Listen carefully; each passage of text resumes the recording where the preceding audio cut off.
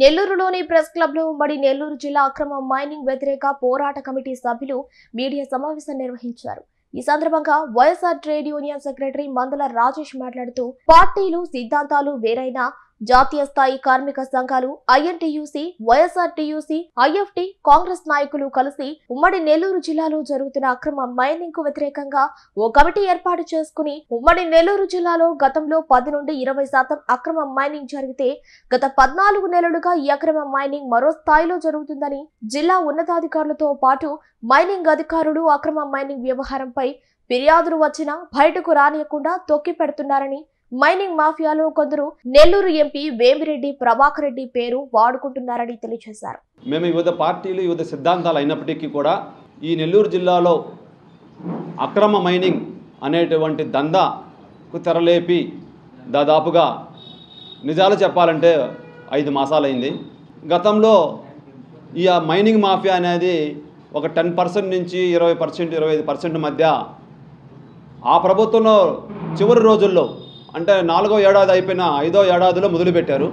అది ఒక తక్కువగానే మనము చూడొచ్చు. ఆ ప్రభుత్వం పోయిన తర్వాత ఇప్పుడు వచ్చినటువంటి ప్రభుత్వంలో సంస్థలు, ప్రజాప్రతినిధులు, ప్రజా సంఘాలు ఇంత పెద్ద ఎత్తున చెప్తా ఉన్నా దాదాపుగా 14 నెలలు అయినా ఈ యొక్క మైనింగ్ అధికారులు ఎవరైతే ఉన్నారో ఏడీఎంజీ, డీడీలు, అదేవిధంగా డీడీఎంఎస్, ఏపీ పొల్యూషన్ కంట్రోల్ బోర్డు, కార్మిక శాఖ, అదేవిధంగా మైన్స్ అండ్ సంబంధించినటువంటి ఐబిఎం వాళ్ళు, ఇలా అనేక సంస్థలు ఈ అక్రమ మైనింగ్ సంబంధించినటువంటి జరుగుతున్నటువంటి సంస్థలకి నోటీసులు ఇచ్చి విచారణ చేసినటువంటి ఈ మొత్తం వ్యవహారాన్ని కూడా నేటికి కూడా బయటపెట్టి నిజానిజాలు బాహ్య ప్రపంచానికి తెలిసే విధంగా చేయకుండా తొక్కి పడతా ఉన్నారు.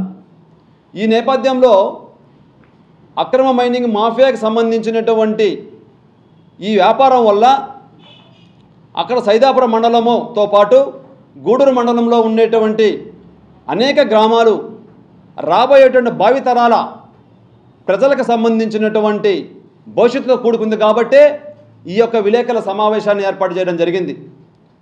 సోదరులకు తెలియాలా, ఈ జిల్లాలో ఎంతో పేరెన్నికగన్నటువంటి ఈ జిల్లాలో దాతలు మాగంటి సుబ్బరామరెడ్డి, పుచ్చలపల్లి సుందరయ్య అలాంటి ఉద్యమాలు చేసి దానగుణంలో ముందుగా ఉండి ఈ యొక్క ప్రజల యొక్క నెల్లూరు జిల్లా ప్రజలకు ఏ కష్టం వచ్చినా ముందుండేటువంటి నేపథ్యంలో ఒక దురదృష్టవశాత్తు ఈ యొక్క అక్రమ మైనింగ్ మాఫియాలో మన పార్లమెంటు సభ్యులని ఏయో మాటలు చెప్పి తప్పుడు సమాచారం ఇచ్చి ఆయన పేరుని వాడుకునే దానికి కొంతమంది వ్యక్తులు అక్కడ తయారయ్యి ఆయన పేరును భ్రష్టు పట్టిస్తున్నారు.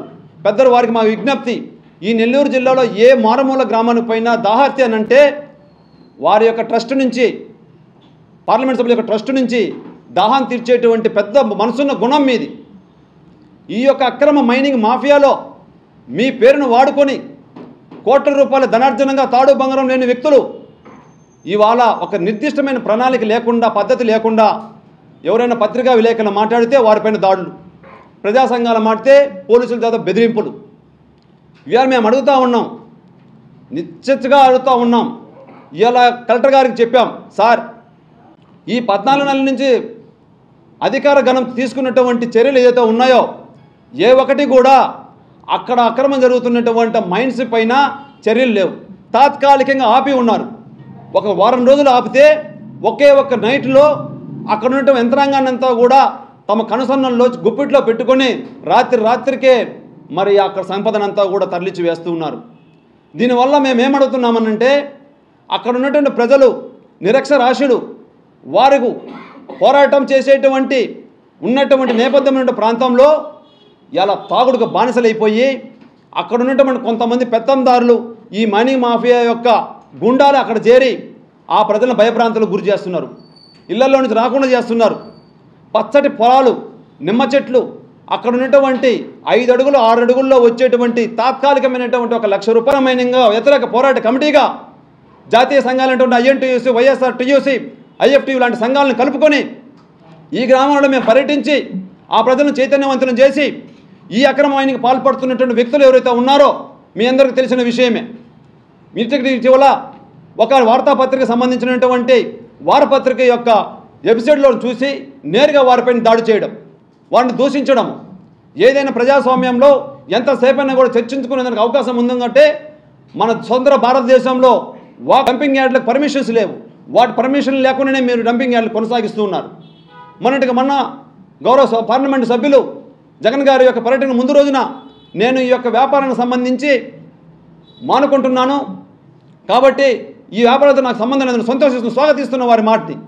అయితే మీ యొక్క మాటని వారు పెడచెవును పెట్టి ఇప్పటికి కూడా ఆ ప్రాంతంలో ఉన్నటువంటి శ్రీనివాస మైనింగ్, అదేవిధంగా గెలాక్సీ మైనింగ్లో పాటు అనేక ప్రాంతాల్లో ఇప్పటికి కూడా అక్రమంగా తోడుపెట్టినటువంటి ఆ యొక్క ఖనిజ సంపద అంతా కూడా ఎప్పుడైనా కూడా తరలించేటువంటి ప్రమాదం ఉంది. అది మేము అడుగుతూ ఉన్నాం. ఇవాళ ప్రభుత్వానికి ఆదాయం వచ్చేటువంటిది, ప్రజల యొక్క జీవన విధానానికి లాభం చేకూర్చేటువంటిది, కార్మిక ప్రయోజనాలు ఉంటే ఖచ్చితంగా మేము స్వాగతిస్తాం. మేము అభివృద్ధికి వ్యతిరేకం కాదు. ఈ జిల్లా బాగుపడాలి, పారిశ్రామిక రంగంగా ముందుకు పోవాలి. అయితే ఈ నేపథ్యంలో ఆ ముసుగులో తీసుకుని ఆ గ్రామాలన్నిటి కూడా రాబోయేటువంటి తరాలకు ఎందుకు పనికిరాని విధంగా ఆ ప్రాంతాన్ని అంతా కూడా చేస్తూ ఉన్నారు.